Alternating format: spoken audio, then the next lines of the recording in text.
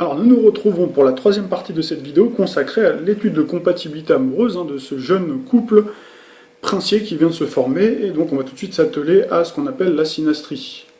Donc là on retrouve cette superposition des cartes du ciel de Mégane au centre, d'accord, qu'on a placé au centre, donc, en extérieur d'Harry. Alors, donc là on va pouvoir vraiment déceler les atomes crochus, les points de contact, les interaspects, des planètes entre elles, d'accord. Les planètes, donc on va commencer bien entendu par le Soleil, la Lune, on va regarder un petit peu tous les interaspects, ou en tout cas certains les plus importants. On va prendre ceux qui sont le plus proches en degrés, puisque en fait plus les degrés dans les interaspects sont proches, et plus il y a une force d'attraction ou de répulsion.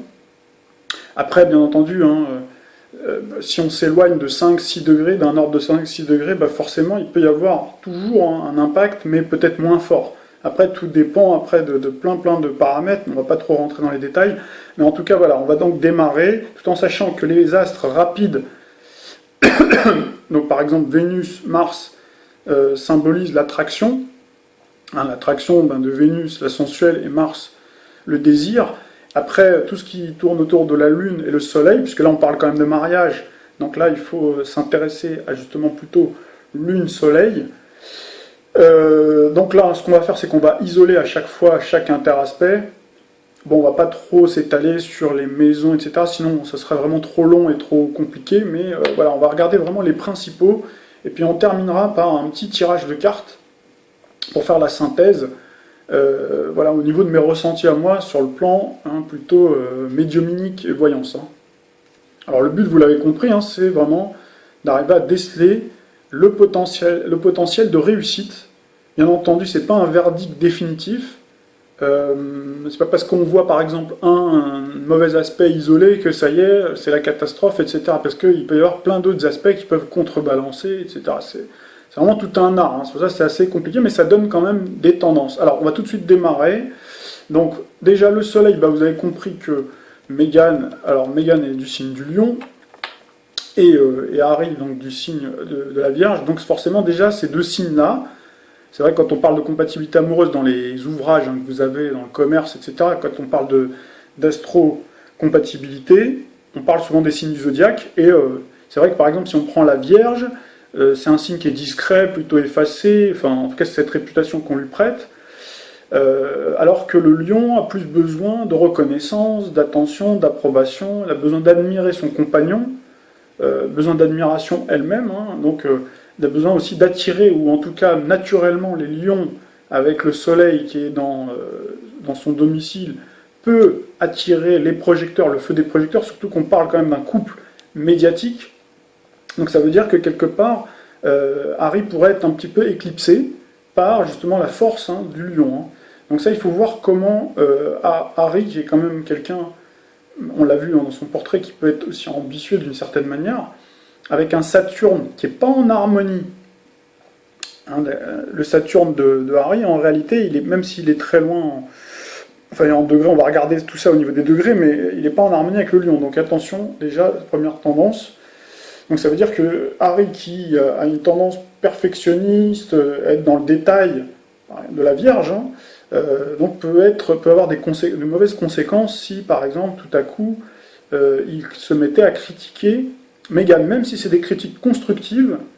Elle, étant lionne, en plus avec un ascendant cancer, donc cancer, un signe hypersensible, susceptible, avec le côté lion, elle pourrait mal prendre en fait ces critiques, même si elles s'avèrent argumentées avec Mercure dans le signe de la Vierge. D'autant que lui en a vu dans le portrait, d'où l'intérêt justement de cerner aussi le profil astropsychologique, même si c'est quelque chose d'assez succinct qu'on a fait. On voit que lui, il est quand même vraiment il est intuitif, il arrive à cerner tout de suite le profil un petit peu de la personne qu'il est en face. Donc voilà, maintenant c'est vrai que là ils vont être dans un mariage. Ils ont sauté le balai du mariage, donc là ils vont vraiment rentrer dans le vif du sujet, c'est-à-dire qu'ils vont être amenés aussi à vivre, alors qu'avant, ils se voyaient, ils se sont fréquentés, ils ont passé des vacances ensemble, etc. Mais là on va retrouver vraiment la relation Soleil-Lune, donc qui est très importante. Donc où on retrouve, alors là je ne vais pas trop rentrer dans l'histoire des maisons, mais je vous le dis au passage, voilà, le Soleil de Harry, il est en maison 3 de Mégane, d'accord. Et le soleil de Mégane, il est en maison 7 de Harry. Hein. Donc, je ne veux pas trop rentrer dans les détails, mais c'est plutôt de bon augure le fait d'avoir le soleil de Mégane en maison 7 de Harry. Parce que la maison 7, c'est l'autre, c'est la relation au couple. Donc ça, c'est plutôt de bonne aloi. Après, si on regarde maintenant les lunes, donc la lune de Harry, elle est en taureau, comme vous le savez, et la lune de Mégane, elle est en balance. Donc là, ces deux signes-là sont plutôt des signes qui sont gouvernés par Vénus, donc qui recherchent plutôt la paix, qui sont pas trop balèzes avec tout ce qui est conflit, donc il faudra éviter les conflits, plutôt inconfortables avec tous les remous émotionnels, l'expression de colère, donc ils sont plutôt naturellement diplomates.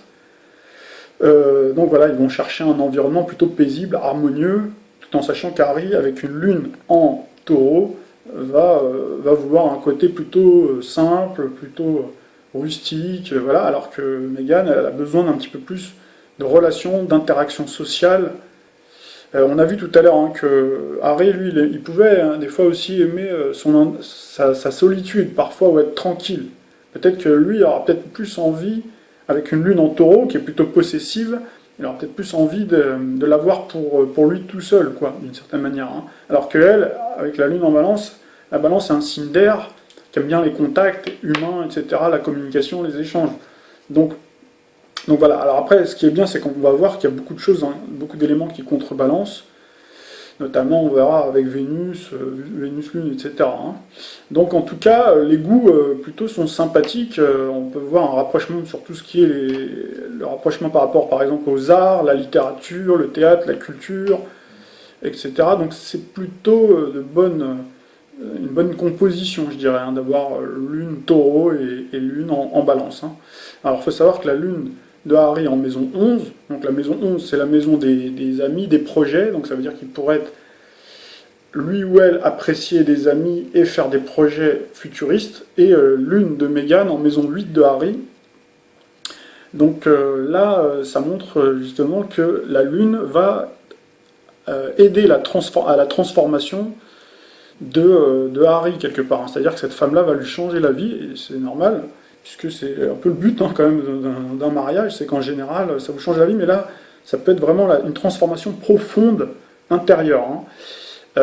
Lui révéler aussi, mettre en exergue peut-être des choses hein, qu'il ne soupçonnait pas, éveiller des passions, puisque la maison 8 c'est la maison des passions, la maison aussi de la sexualité, donc là aussi c'est plutôt de bon augure pour tout ce qui relève de l'intime, pour partager ses secrets les plus intimes. Mais ça avait déjà commencé avant le mariage. Hein. Alors on va attaquer sur les autres éléments majeurs de la relation, donc là on va vraiment prendre ceux qui sont les plus proches en degrés, qui sont à moins de 2 degrés on va dire, hein. Puis après on pourra peut-être un peu élargir, mais on va pas trop s'étaler. Alors on va prendre déjà l'ascendant, très important, qui sont dans des signes complémentaires, Cancer et Capricorne à 0 degré, c'est-à-dire qu'ils sont vraiment en parfaite opposition. Donc là on retrouve en fait l'attraction, l'attirance entre les deux, donc qui est puissante avec une liaison qui est intense.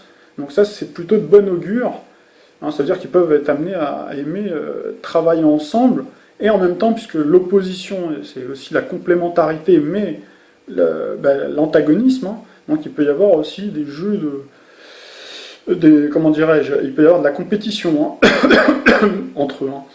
Donc ça c'est la possibilité, je dirais, négative. Donc ça veut dire qu'il y en a un qui pourrait essayer de dominer l'autre, par exemple, ou il peut y avoir un peu de ressentiment.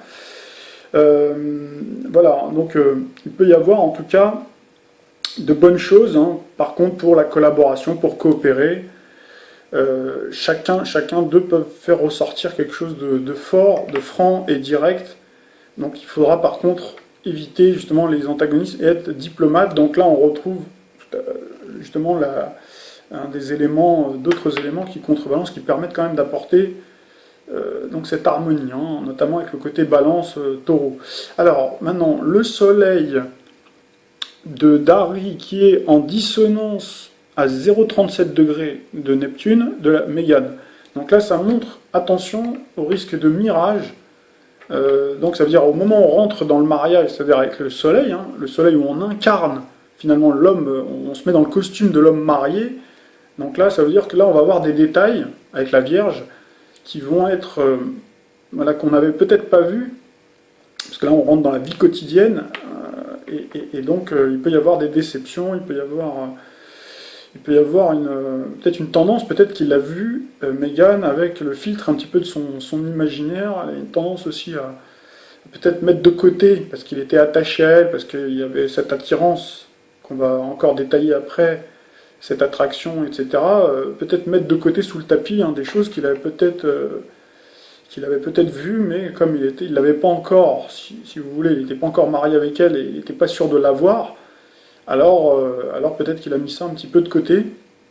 Donc il faudra en gros que Harry fasse attention, je dirais, à différencier la réalité, la fiction. Alors c'est vrai que Harry est quand même quelqu'un, a priori, il a d'autres éléments qui viennent nous montrer que c'est quand même quelqu'un de plutôt réaliste, mais voilà. Par contre, cet aspect-là, même s'il est négatif, peut apporter beaucoup de sensibilité, peut leur donner envie je dirais, de bâtir des châteaux en Espagne.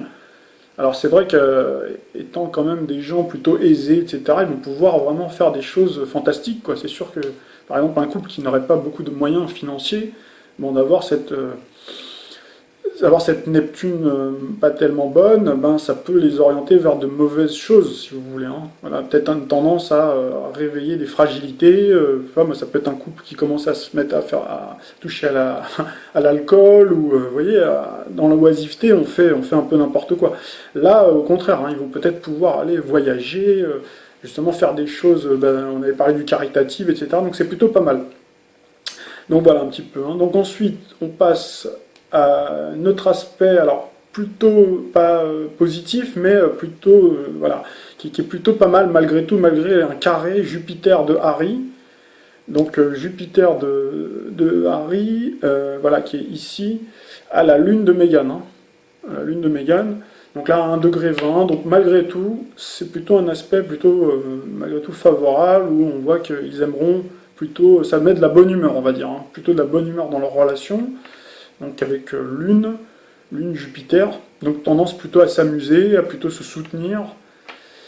Voilà, il faudra que par contre il fasse attention de ne pas trop exagérer, si vous voulez, par rapport aux tendances, par rapport aux promesses qui peuvent se faire. C'est-à-dire qu'il y a peut-être Meghan ou lui qui peut peut-être faire des surpromesses qui ne peuvent pas toujours être tenues, par exemple. Ça, c'est un des éléments qu'on peut imaginer. Ensuite, on a un Saturne de Harry, donc, vous savez, qui est en Scorpion, carré au Soleil de Meghan. Et bien justement, c'est ce dont je vous parlais tout à l'heure.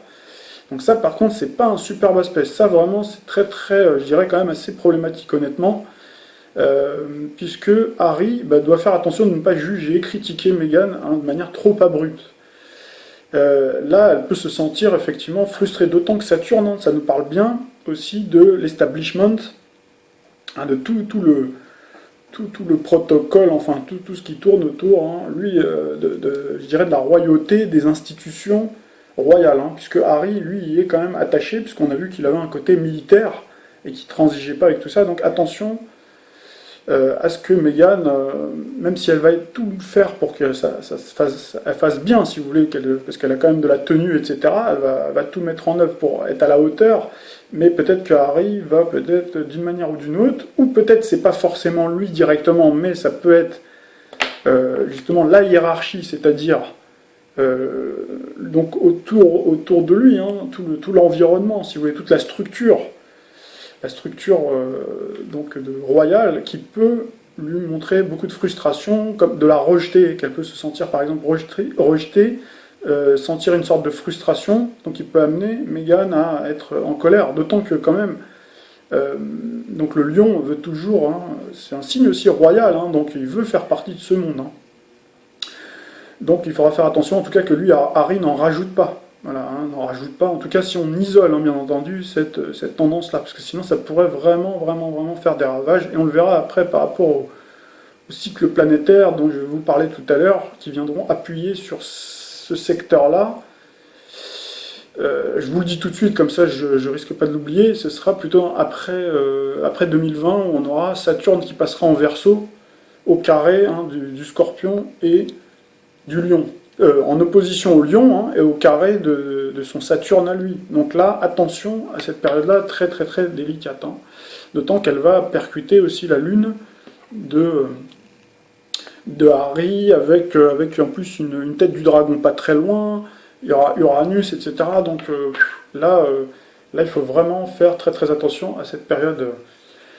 Voilà, hein. En tout cas, voilà. En tout cas, par contre, pour le côté quand même positif, parce qu'il y a toujours un aspect positif, même si honnêtement cette configuration n'est pas très bonne.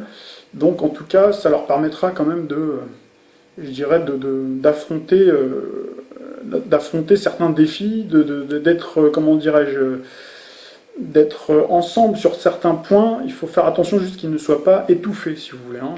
Juste voilà, que Harry n'étouffe pas trop. Donc Meghan qui lui laisse quand même de l'indépendance. Alors ensuite, par contre, on a un bel aspect magnifique qui vient contrebalancer, c'est le Saturne de Harry qui est sextile. Donc Saturne de Harry qui est sextile à la Vénus, hein, Vénus en Vierge, hein. Donc là, ça montre vraiment, c'est un indice de durabilité, puisque Saturne donne la durabilité, possibilité justement d'union, donc là on l'a vu avec l'union légale, donc là ça donne aussi beaucoup de loyauté, on s'engage avec quelqu'un parce qu'on sait que c'est quelqu'un d'intègre, de loyal, de la confiance. Donc là, c'est plutôt de bon augure donc pour la suite et pour, normalement, censé faire perdurer cette relation. Donc c'est une relation, quand même, on a vu, elle a démarré quand même assez rapidement, mais normalement, avec Saturne, donc ça apporte de l'engagement, ça apporte des responsabilités, et aussi une aide, hein, sur les transactions financières, puisque Vénus, c'est la planète aussi de l'argent. Alors après, on peut parler aussi de Saturne de Harry, qui est trigone au Mars de Meghan, donc là pareil à 1,23°, un peu comme l'aspect précédent.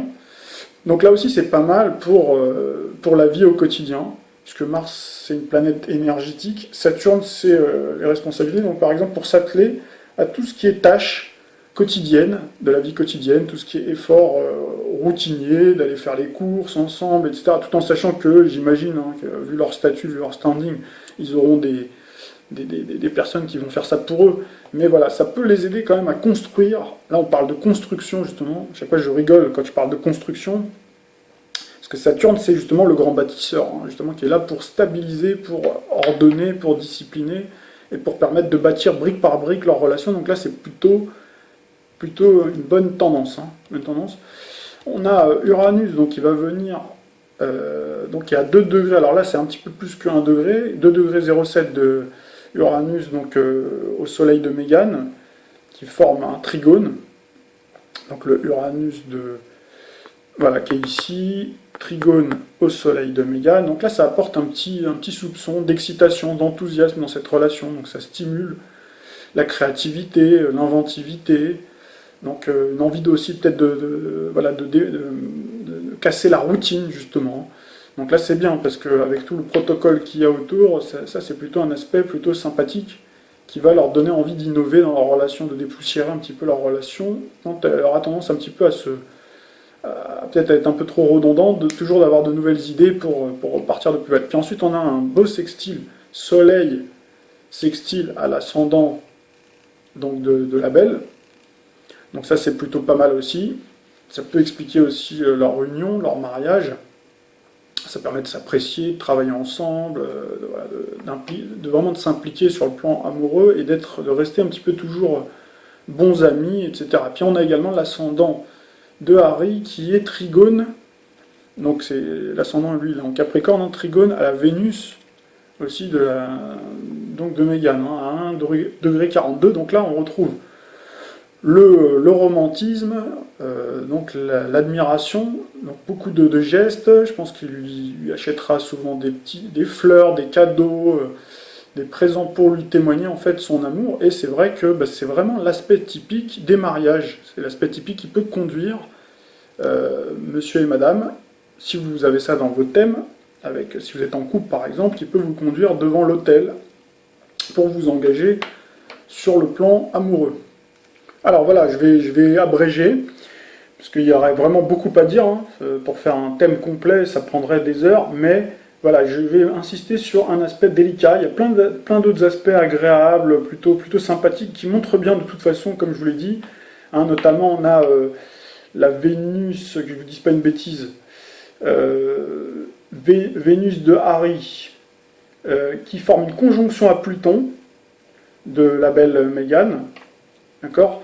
Donc Vénus, hein, de Harry qui est en balance, conjonction à Pluton de donc de Meghan, et là ça montre vraiment l'attraction forte, hein, sur le plan érotique, etc. Hein. Donc là ça montre vraiment des sentiments très, très forts, très puissants, capables vraiment de mettre un petit peu ses tripes sur la table, ou son cœur plutôt, ça serait plus joli, sur la table, hein, voilà, pour se dévoiler, pour se connaître, pour faire plein de choses ensemble, il y a vraiment une vraie attirance. Donc en gros, vous avez bien compris que de toute façon, c'est un véritable amour.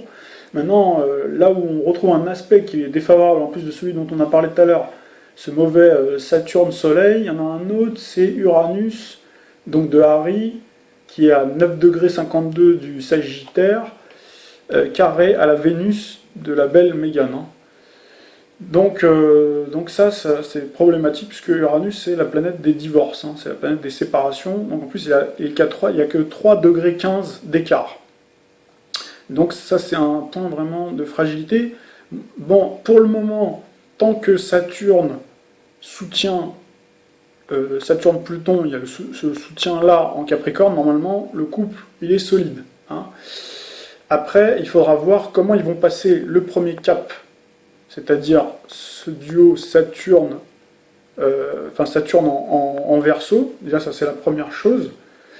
Avec Pluton qui sera toujours en Capricorne, donc ça c'est dans l'horizon 2020-2021. Et ensuite, après, par la suite, quand on aura Saturne en Poisson, avec Pluton qui passera en Verseau. C'est-à-dire qu'il formera une opposition au Soleil de la Belle en Lion et carré, voilà, tous les astres en Scorpion. Donc, on a vu le point de fragilité, hein, d'accord. Et on aura donc Saturne en opposition à ce point de fragilité, c'est-à-dire qu'il sera au carré d'Uranus, donc de Harry, et opposé à Vénus de la Belle. Donc ça c'est vraiment beaucoup plus tard, hein, c'est dans les années après 2023 on va dire. Donc là, attention, risque sérieux de séparation. Alors j'ai fait un petit tirage de cartes pour voir un petit peu le devenir de cette histoire-là, donc j'ai pris mon Béline et je vais vous montrer le tirage. Alors très rapidement, donc on voit en première carte, on voit le hasard, donc ça montre bien hein, la forte attraction donc, du couple. Hein. Par contre, on a en opposition la maladie, donc il montre que peut-être l'un des deux peut être jaloux, ou il peut y avoir un souci, en tout cas d'une jalousie peut-être maladive, ou la peur que vienne prendre hein, son compagnon, enfin son conjoint. Donc ça peut être, je dirais, plus Harry, puisque Harry est du signe quand même de la Vierge, donc il peut avoir cette tendance à avoir peut-être peur de perdre sa belle. D'autant qu'on retrouve là, on retrouve la beauté, hein, la carte de la beauté, donc qui montre quand même que cette histoire-là est une belle histoire avec la passion. Donc ça veut dire que c'est une histoire quand même qui est plutôt passionnée, en tout cas au niveau de la tonalité. Et donc on voit bien, on retrouve bien en synthèse la perte, hein, la perte, le vol. Donc on retrouve bien à nouveau la peur que quelqu'un vienne prendre l'autre personne. Donc ça peut poser un problème. Ça veut dire qu'il peut y avoir une éventuelle soit séparation ou un problème qui peut se poser hein, dans leur histoire. Après, avec une possibilité de renouveau, mais on retrouve après, en dernière carte, on retrouve la ruine. Donc ça veut dire que ce couple est quand même, à terme, pas forcément bien engagé, puisque même si on a vu que au travers hein, de leur synastrie et au travers de tout ce qu'on a pu voir, donc c'est un couple quand même qui présente des aspects très favorables, destinés normalement à les faire perdurer dans le temps. Mais voilà, on voit après, ça c'est vraiment au ressenti, et si on regarde après par rapport aux aspects, ils vont avoir des épreuves en tout cas, ça c'est certain. Maintenant on leur souhaite, comme je disais depuis le début, que du bonheur, et voilà, de toute façon, il faut savoir, alors j'ai parlé tout à l'heure du cycle de Uranus, donc Uranus, vous avez vu que pour le couple Kate Middleton et William, hein, vous avez vu que c'est un cycle de 7 ans, c'est-à-dire qu'au moment où ils se sont mariés, il y a eu le démarrage donc il y a eu ce transit hein, d'Uranus dans le signe du Bélier. Et d'ailleurs on dit souvent hein, qu'au bout de 7 ans, hein, c'est souvent une période fatidique. Et pour cause, puisque Uranus, la planète des divorces, la planète des imprévus, change de signe tous les 7 ans. Donc ça veut dire que ce couple-là, voilà, on a vu hein, pour Kate et William, hein, ils sont toujours en couple, et même ils ont même fait d'autres projets, ils ont eu un enfant, etc. Donc c'est toujours difficile parce qu'en voyance, ce qu'on voit, ça peut être beaucoup plus loin. C'est pas forcément tout de suite. Après, en astrologie, on peut essayer de donner des périodes, on peut dater, on peut dire les périodes où il peut y avoir un risque. Maintenant, comme vous le savez, les planètes inclinent, mais ne déterminent pas. Donc voilà, on espère en tout cas que ce couple-là sera vraiment heureux, mais c'est vrai que le fait d'être exposé médiatiquement, le fait que Meghan ait eu aussi un précédent, le fait qu'il y ait toute cette royauté, tout ça, donc voilà, ça laisse quand même planer certains risques, mais le couple peut quand même durer un certain temps. Quant à avoir des enfants, alors on a vu, c'est quelque chose qui est possible, puisqu'on a un beau triangle, on a une lune hein, le jour de la noce, à 13h50, on a vu que la lune était en cancer, donc là ça montre bien qu'il y a des prédispositions, en tout cas un désir possible d'enfant. Maintenant, on voit qu'il y avait aussi une opposition Saturne-Pluton, Uranus, donc qui vient contrebalancer. Donc là, il faudra voir est-ce que donc Meghan, donc effectivement qui est encore jeune, donc elle est encore en âge hein, d'avoir un enfant. Est-ce qu'elle a des problèmes pour avoir un enfant? Est-ce que son goût pour la liberté, même si elle a ce désir d'avoir un enfant avec son côté cancer, ascendant cancer, est-ce que inconsciemment, elle n'a pas toujours envie de continuer à vivre sa vie de jeune femme, c'est-à-dire être libre, avec ce carré Mars-Uranus, donc là je vous laisse regarder sur les cartes du ciel. Là est toute la question, voilà, donc je vous laisse après vous faire votre propre idée, vos commentaires, et suivre tout ça après de manière à mon avis qui va être feuilletonisée dans la presse. Voilà, je vous souhaite en tout cas une très très bonne semaine, et je vous dis à très très bientôt pour d'autres vidéos.